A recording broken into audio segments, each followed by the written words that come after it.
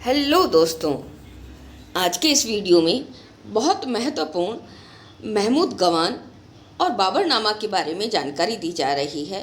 अगर अभी तक आपने मेरे चैनल को सब्सक्राइब नहीं किया है तो प्लीज़ सब्सक्राइब करना ना भूलें, क्योंकि ऐसे ही महत्वपूर्ण वीडियो समय समय पर आप लोगों के पास में जल्दी से जल्दी पहुंचे। इसके लिए आपको नोटिफिकेशन सब्सक्राइब किए बिना नहीं मिलेंगे, तो चैनल को सब्सक्राइब नहीं किया है तो सब्सक्राइब जरूर कीजिए।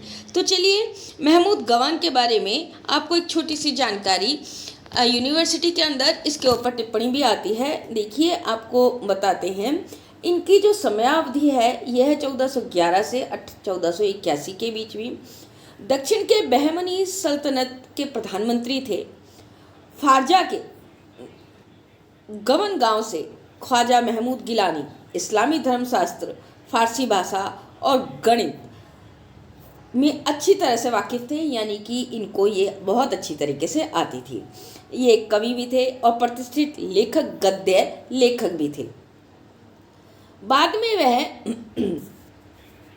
मोहम्मद शाह तृतीय लश्करी के न्यायालय में मंत्री बने। ज्ञान के भंडार महमूद गवान ने शासकों, स्थानीय लोगों के साथ साथ विदेशी राज्यों के विश्वास का भी आनंद लिया, यानी कि विदेशी शासकों का भी उन्होंने विश्वास जीता, जो महमूद के लिए बहुत सम्मान करते थे। तो महमूद गवान के ऊपर एक छोटी सी टिप्पणी, छोटी सी जानकारी आप लोगों के लिए। अब इसी के अंतर्गत अब हम करेंगे बाबरनामा के लिए कि बाबरनामा किसने लिखी, उसको किस नाम से और जाना जाता है और किस का वर्णन है। इस चीज़ के बारे में भी आप लोगों को, बाबरनामा के बारे में भी आपको एक जानकारी देते हैं छोटी सी। तो दोस्तों, बाबरनामा बाबर की आत्मकथा को कहा जाता है। बाबरनामा में पूरी बाबर की आत्मकथा लिखी है। इसका एक और नाम है तुजुके बाबरी। तुजुके बाबरी के नाम से ये विख्यात है। तुजुके बाबरी के नाम से विख्यात बाबरनामा लिखी गई है बाबर के द्वारा। और यह तुजुके बाबरी बाबर के द्वारा तुर्क भाषा में लिखी गई है। तुर्क भाषा में लिखी गई है, यहाँ पर तुर्क भाषा बोला गया है।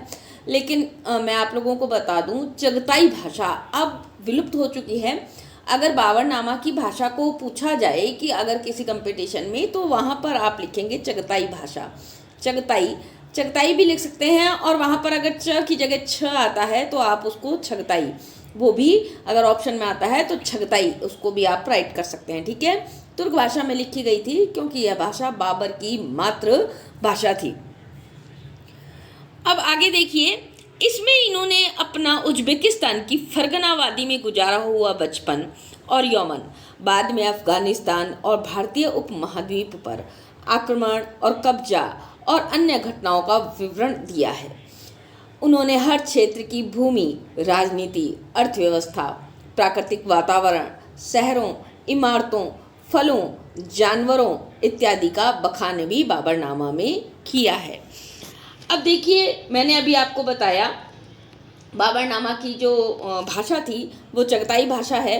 तो देखिए, चगताई भाषा एक विलुप्त तुर्की भाषा है। जैसे आया है कि बाबरनामा की रचना कौन सी भाषा में हुई, तो तुर्की भाषा में, लेकिन तुर्की में भी चगताई, ठीक है, अब विलुप्त हो चुकी है, जो कभी मध्य एशिया के विस्तृत क्षेत्र में बोली जाती थी। 20वीं सदी तक इसकी बोलचाल तो बंद हो चुकी थी, लेकिन इसे एक साहित्यिक भाषा के रूप में फिर भी प्रयोग किया जा रहा था। तो चगताई भाषा, यहाँ पर चगताई है स्टूडेंट्स, लेकिन कभी कभी छगताई के रूप में भी प्रिंट आउट होता है, मुद्रित होता है। तो इसलिए छगताई और चगताई एक ही शब्द मान करके चलिएगा।